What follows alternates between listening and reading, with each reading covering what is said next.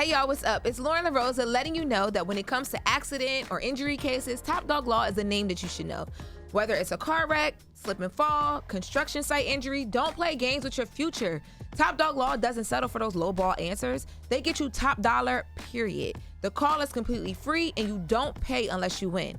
So call Top Dog Law today or hit them up on Instagram at Top Dog Law or visit topdoglaw.com. These are real cases. You get real results. Top Dog gets it done. Hold up. Every day I wake up. Wake your ass up. The Breakfast Club. Y'all finished or y'all done? Man, was this a weekend? There was a lot going on. So we are going to start quickly. We're going to go over to Vegas for the Canelo versus Crawford fight. So I heard you guys talking a bit about it this morning. Terence Crawford moved up 2 divisions to fight Canelo and won the undisputed super middleweight championship on Saturday in Vegas. Now, this made Crawford a 4-division world champion and put his name in the history books by becoming the first men's fighter in the 4-belt era since 2007 to become an undisputed champion in 3 weight classes: junior, welterweight, and super middleweight. So congratulations to him. Yeah, absolutely. Now I do have the audio from one of the post-fight interviews where Canelo was talking about Terence Crawford and compared him to Floyd Mayweather. Let's take a listen. In the world of comparisons that we live in right now, if you can compare and contrast the fight between yourself and Floyd Mayweather Jr. and tonight's bout with Terence Bud Crawford, if you can. No, I think Crawford is way better than Floyd Mayweather. Yeah, now that was a big take. And of course, he's fought both of them. Yeah, he would know. So that was a big take. But Not yeah, really. I He think lost so. to both of them. Not for people who watch boxing. No, that's not. No. Well, I just wanted to make sure that we sent that Terence Crawford some love, because he also talked a lot that night about how people underestimated him and thought, because people didn't really. He doesn't have the biggest star power, that he wasn't going to win the fight, and he definitely took that home. So congratulations to him. Now Did he have the what? He doesn't have like the biggest star power. Oh, no. Yeah, like people were he was saying that people were underestimating him because of that. But we're going to move on over to New York. So this weekend, New York Fashion Week kicked off, and there was so much going on. So I attended the Sergio Hudson show over the weekend. Shout out to Sergio Hudson. He came here with Stephanie Mills. He's been here a couple times. So he showed his spring and summer 2026 line, and at his show, he had Alandria from Love Island. I was gonna say Love Here, but Love Island on the runway. Her and Shelly of Love Island. If you watch the show, you know that from season 6 to season 7, these girls have become like the muses of the show, and they are beautiful. They look like 2 doll babies.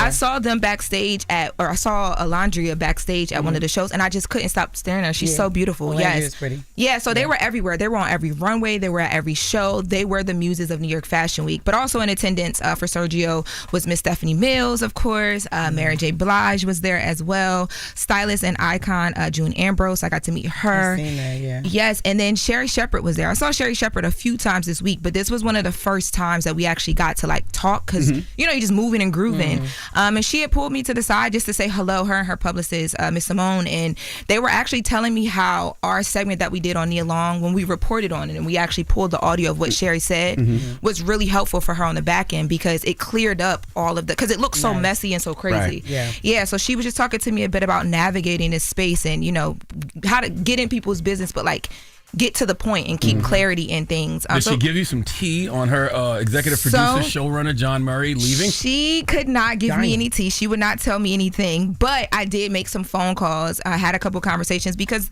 what has been said there's been a few things. It's been that, there was issues with John and execs. It's been said that possibly John and Sherry and her best friends fell out. He made that clear when he announced he was leaving. Friends. Yeah, that they're still good. But what I was told, and also too, people were trying to say that the conversation was around ratings, that maybe her ratings had slipped, and that's why they're bringing in like new EPs, new showrunners. So what I was told was that the September 2nd announcement, when John mentioned that he was leaving, is exactly what it was. It's nothing about ratings. Sherry Shepherd has been number 2 in the 18 to 54 key demographic, which is the demographic that really matters. The only show above her is Kelly and Mark, and she's been there for some years now. When she got renewed for her season 4, I remember it being a big thing that she was still number 2.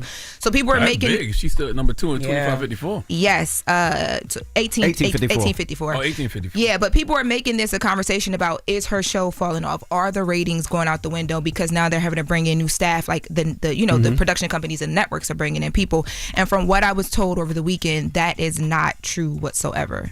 Yeah, so just wanted to, clear that up. But also, Fashion Week, Cardi B. Yes, let's get to it, girl. Baby. Okay, so Cardi B, first of all, her and Culture were out at some of the shows. Alexander Wayne had a huge show. So cute. Yes, so her and Culture dressed alike. And when I tell y'all, Culture was the moment, baby. Dope. Yes. Yeah. If you watch any of the videos from Alexander Wayne's show, you'll see Culture and Cardi. And Culture is just like, she's taking it. Like, she's posing. She's doing all the things. A ton of other celebrities as well, too. But then Cardi took it uptown. So she's uptown. She's doing this bodega pop-up as a part of her rollout for Am I the Drama. And when I tell y'all, there had to be at least like 10,000 people out there. In the streets, yeah. Yes, in the streets. Her car was literally blocked. She couldn't even move. I seen her on there. She jumped on the roof, right?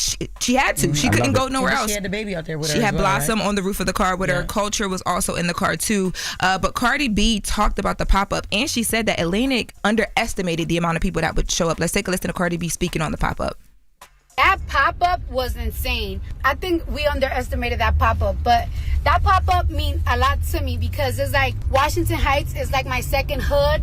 I used to walk the bridge from High Bridge, the 155th Bridge, all the way over here. I always told you that I used to live on 157 in Broadway, and my grandma, she's from like down the block, for real. So for me to see so many people pop up, for me, in the blocks that I will walk up and down with me and one of my best friends, Dayelis, and my sister Hennessy and stuff like that, it means a lot to me, like more than you guys could ever imagine. And even though it was like 18 years ago, 15 years ago, it just feels like yesterday, and I just can't believe that all these people pop up for me.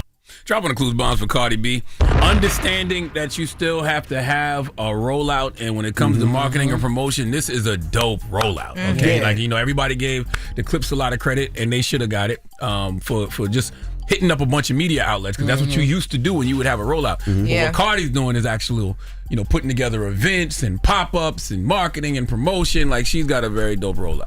She's doing it like the 90s, very hand in hand. She's out there in the street. She got the thing on. I seen her walking through the trains. I seen her going through the bodegas. The train one was fire. The subway, that was hilarious. And the guy really gave her $10 right there on the spot for the album. That was so funny. Yeah, so while she was at the bodega, she brought almost 200 sandwiches and nearly 300 drinks for everybody outside, according to one of the deli workers. Like, she brought everybody their favorite sandwiches, all the things. So yeah, so it's just interesting to me to see an artist out there working, because these artists be acting like they too cool for school. That's right. All of them think they Beyonce. They can just drop an album, and their TikTok followers and social media followers gonna go buy it. No, you better go out there and work. And let people know you got an album coming. That's right. And then when you sell 30,000 records your first week, and your album is done after a week, you wonder why. 30,000 is considered good now. Well, guess what? 30, for real? Yeah, 30,000 is considered good because you put into the streaming play and the purchasing things. So 30,000 is So imagine what you did if you actually went out there and worked. Clips did over 100. That's right. Okay, which is amazing. Cardi's gonna definitely do over 100. Absolutely positive. But they don't really make money from streaming, though, do they? Yes, they do. They do, but it's not. They make money off of streaming, but it's like small. No, not like that. But they do make money off of it. Gotcha. Yeah, and then wrapping up, I do want to mention you can also order. She set it up. Cardi set it up where you can order "Am I the Drama"